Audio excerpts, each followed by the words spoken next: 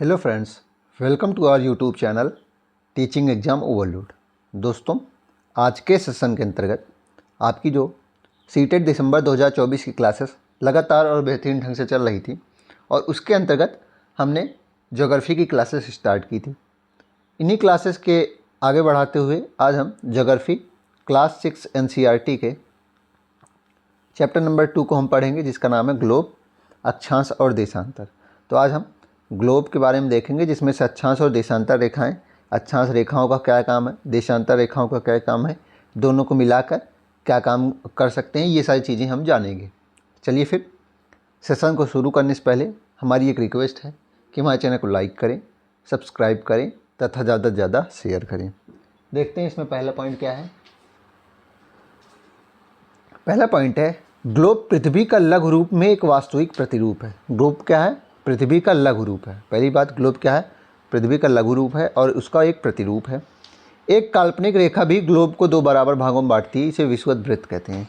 तो काल्पनिक रेखा एक है जो ग्लोब को दो बराबर भागों में बांटती है, उसे विषुवत वृत्त कहते हैं।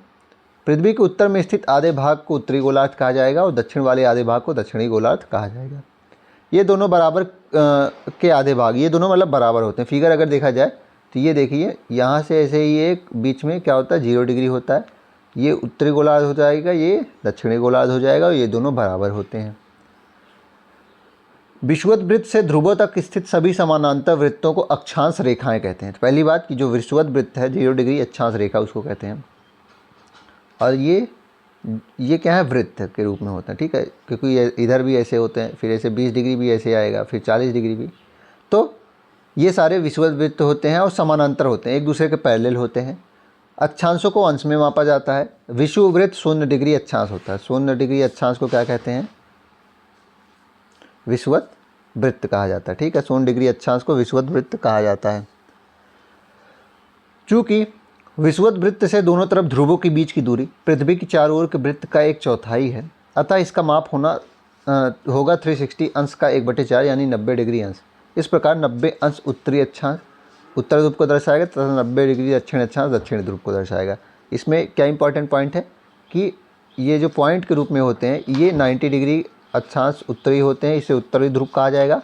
और यही पॉइंट होगा 90 डिग्री जो दक्षिण में होगा, वो 90 डिग्री क्या कहलाएगा? दक्षिणी ध्रुव कहलाता है, ठीक है। इसको ध्यान रखिएगा।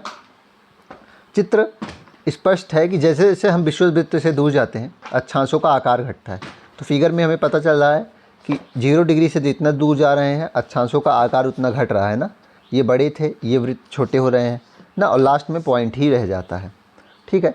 महत्वपूर्ण अक्षांश रेखाएं देख लेते हैं। विषुवत वृत्त होता है 0 डिग्री, उत्तरी ध्रुव 90 डिग्री उत्तरी अक्षांश तथा दक्षिणी ध्रुव 90 डिग्री दक्षिण। इसके अतिरिक्त भी 4 महत्वपूर्ण अक्षांश रेखाएं होती हैं। इसके अतिरिक्त भी समानांतर रेखाएं 4 और होती हैं, ठीक है। वो कौन सी हो जाएंगी?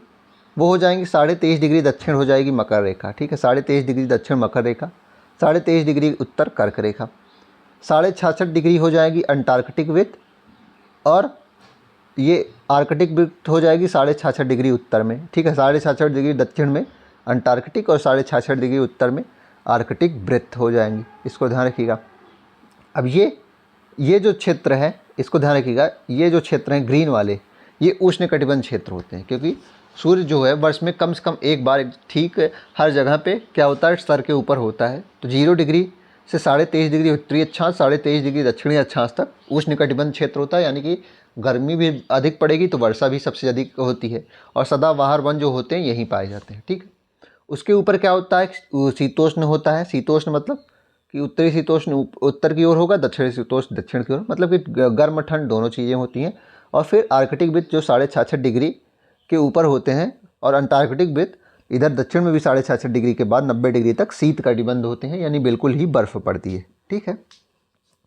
पृथ्वी के ताप कटिबंध हमने बता दिया, फिर से देख लेते हैं। कर्क रेखा एवं मकर रेखा के बीच के सभी अक्षांशों पर सूर्यवश में एक बार दोपहर में सिर के ठीक ऊपर होता है, यानी कि 23.5 डिग्री नॉर्थ से 23.5 डिग्री उत्तर की बात हो रही है, साउथ, 23.5 डिग्री साउथ की बात हो रही है, मतलब 23.5 डिग्री उत्तर से 23.5 डिग्री दक्षिण में सभी अक्षांशों पर सूर्य वर्ष में एक बार दोपहर में सिर के ठीक ऊपर होता है। इसलिए इस क्षेत्र में सबसे ज़्यादा गर्मी पड़ती है और वर्षा भी सबसे ज़्यादा अधिक होगी।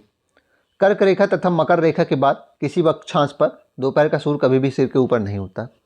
ध्रुव की तरफ सूर्य की किरणें तिरछी होती हैं। इस प्रकार उत्तरी गोलार्ध में कर्क रेखा और उत्तर ध्रुव वृत्त तथा दक्षिणी गोलार्ध में मकर रेखा और दक्षिण ध्रुव वृत्त के बीच वाले क्षेत्र का तापमान मध्यम होता है, इसलिए इन्हें शीतोष्ण कटिबंध कहा जाता है।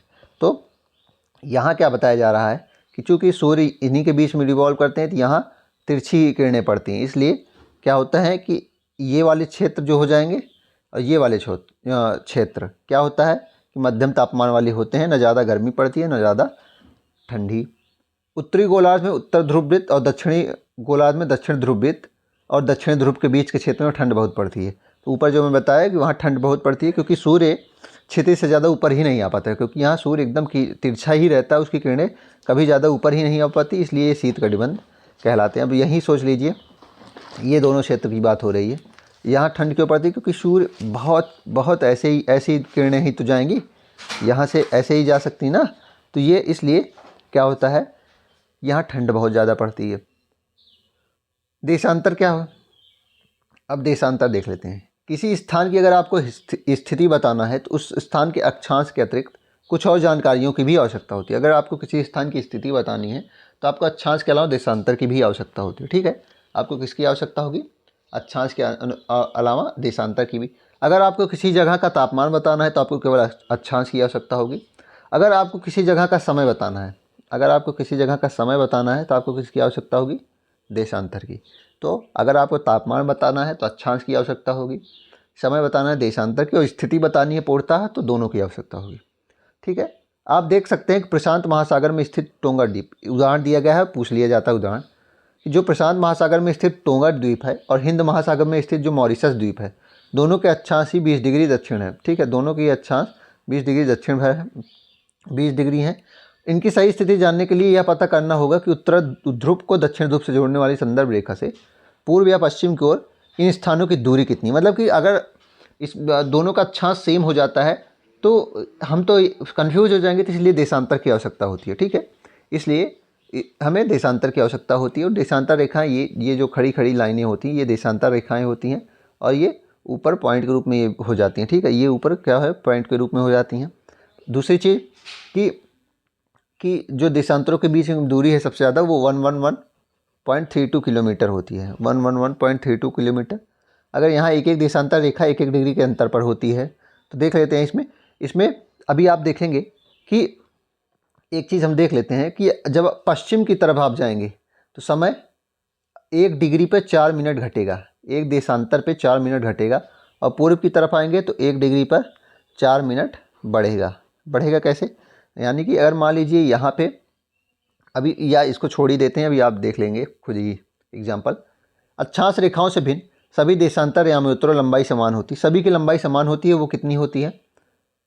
ठीक है, आगे देखते हैं। इसलिए इन्हें सिर्फ मुख्य संख्याओं में व्यक्त करना कठिन था। तब सभी देशों ने निश्चय किया कि ग्रीनिच, जहाँ ब्रिटिश राज की वेधशाला स्थित है, से गुजरने वाली यामोत्तर से पूर्व और पश्चिम की ओर गिनती शुरू की जाए। ठीक है, चूँकि सिर्फ मुख्य संख्याओं में व्यक्त करना इनको कठिन था। ऐसा क्यों था? क्योंकि सभी की लंबाई समान थी, इसलिए सभी देशों ने निश्चय किया कि जो ग्रीनविच है, जहाँ ब्रिटिश राज की वेधशाला है, उसमें गुजरने वाली यामोत्तर से पूर्व और पश्चिम की ओर गिनती शुरू की जाए।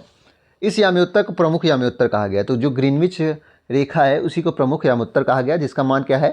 0 डिग्री देशांतर। इसको 0 डिग्री देशांतर कहा गया। और यहाँ से 180 डिग्री पूर्व तथा 180 डिग्री पश्चिम की गणना की जाती है। टोटल देशांतर से 60 डिग्री भी हो जाएंगे फिर ना। चूँकि पृथ्वी पश्चिम से पूर्व की ओर चक्कर लगाती है, अतः वह स्थान जो अब प्रश्न बनता है कि पूर्व की ओर समय ऐड क्यों होता है, तो इसको भी ध्यान रखिएगा। चूँकि पृथ्वी पश्चिम से पूर्व की ओर चक्कर लगाती है, अतः वह स्थान जो ग्रीनविच के पूर्व में है उनका समय ग्रीनविच से आगे रहेगा, और जो पश्चिम में है उनका समय ग्रीनविच से पीछे रहेगा। समय के अंतर की दर की गणना किस प्रकार की जाएगी? क्योंकि पृथ्वी जो है वो 24 घंटे में 360 डिग्री घूम जाएगी ना, पूरा घूमती है, तो 1 घंटे में वो 15 डिग्री घूमेगी, और 4 मिनट में वो 1 डिग्री घूमेगी। 4 मिनट में वह 1 डिग्री घूम जाएगी। तो इस प्रकार जब ग्रीनविच में दोपहर के 12 बजते हैं, तब ग्रीनविच से 15 डिग्री पूर्व में समय क्या हो जाएगा बताइए? अब यहाँ देख लीजिए कि इसमें फिगर देखिए, 1 घंटे में 15 डिग्री घूमेगी और 4 मिनट में 1 डिग्री घूमेगी। 1 घंटे में 15 डिग्री यानी कि 1 घंटे में ना, 15 डिग्री 1 घंटे में घूम रही है। तो तब ग्रीनविच से 15 डिग्री पूर्व में समय क्या हो जाए, 15 गुणे 4 यानी कि 60 मिनट, अर्थात ग्रीनविच के समय से 1 घंटा आगे रहेगा। ग्रीनविच के समय से 1 घंटा आगे रहेगा। ठीक है, इसको फिर से देख लेते हैं। फिर से इसको क्या क्या कह सकते हैं कि 1 डिग्री जो है वो 4 मिनट के आगे हो जाए, तो आगे या पीछे प्लस माइनस 4 मिनट होता है ना। अगर हम इसका 15 टाइम्स करते हैं, क्योंकि 15 डिग्री की बात हो रही है, तो इसको भी हम 15 टाइम्स कर देंगे, 15 गुणे 4 कर देंगे, तो 60 मिनट यानी कि 1 घंटा हो जाएगा। रही बात, अगर पूर्व लिखा रहेगा तो टाइम ऐड हो जाएगा, पश्चिम लिखा रहेगा टाइम सब्ट्रैक्ट हो जाएगा। तो 15 डिग्री पूर्व है तो समय 1 बज रहे होंगे, और अगर 15 डिग्री पश्चिम होता तो समय कितना हो जाता, 11 बज जाते ना। समय कितना हो जाता, 11 बज जाते। तो आपने इसको पता कर लिया होगा कि कैसे होता है। इसी प्रकार जब ग्रीनविच पर दोपहर के 12 बजे होते हैं तो उस समय 180 डिग्री पर मध्य रात्रि होती है। ठीक है, ठीक इसी नियम से ग्रीनविच पर जब दोपहर के 12 बजे होते हैं तो उस समय 180 डिग्री पर क्या होता है कि मध्य रात्रि होती है। ठीक है, इसको नोट कर लीजिएगा। भारत में गुजरात के द्वारिका तथा असम के डिब्रूगढ़ में स्थानीय समय में लगभग 1 घंटा 45 मिनट का अंतर है। ठीक है, असम और गुजरात के द्वारिका में लगभग 1 घंटा 45 मिनट का अंतर है। इसलिए यह आवश्यक है देश के मध्य भाग में होकर गुजरने वाली किसी यामियोत्तर को स्थानीय समय रेखा माना जाए, और वही समय सब लोग फॉलो करें। क्योंकि जब एक राज्य में ही समय में इतना अंतर आ जाएगा तो कार्य करने में बहुत ज़्यादा कठिनाई होगी। इसलिए किसी एक यामियोत्तर को स्थानीय समय रेखा माना जाए, उसी को सब लोग फॉलो करें ना, जीएमटी को फॉलो करें, अपने अपने स्थानीय समय को नहीं। इस यामियोत्तर रेखा के स्थानीय समय को पूरे देश का मानक समय माना जाता है। भारत में 82.5 डिग्री, भारत में 82.5 डिग्री जो पूर्वी यामियोत्तर है उसको मानक यामियोत्तर माना गया है। इस यामियोत्तर के स्थानीय समय को पूरे देश का मानक समय माना जाता है, और इसे भारतीय मानक समय यानी कि इंडियन स्टैंडर्ड टाइम कहा जाता है। इसे इंडियन स्टैंडर्ड टाइम कहा जाता है, जो 5.5 घंटा आगे है ग्रीनविच मीन टाइम से। तो ग्रीनविच मीन टाइम जो 0 डिग्री यामियोत्तर है उससे 5.5 घंटा आगे है। ठीक है, ये 82.5 डिग्री देखिए, और ये ग्रीनविच से 5 घंटा 30 मिनट आगे है। ठीक है, इसको नोट कर लीजिएगा।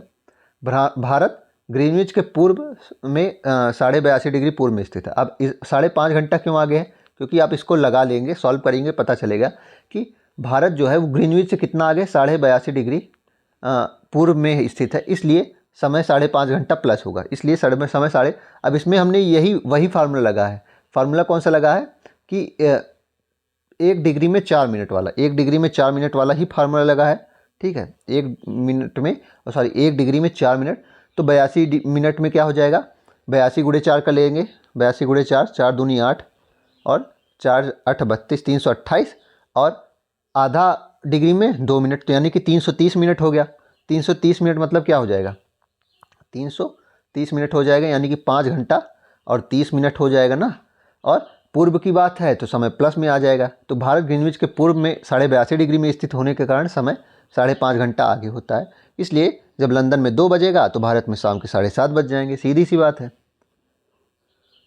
अब कुछ देशों का देशांतरी विस्तार अधिक होता है, देशांतरी विस्तार अधिक होता है जिसके कारण वहाँ एक से अधिक मानक समय अपनाए गए हैं। तो जहाँ देशों का देशांतरी विस्तार अधिक होता है वहाँ क्या होता है कि अधिक मानक समय अपनाए जाते हैं। उदाहरण के लिए रूस में 11 मानक समय है।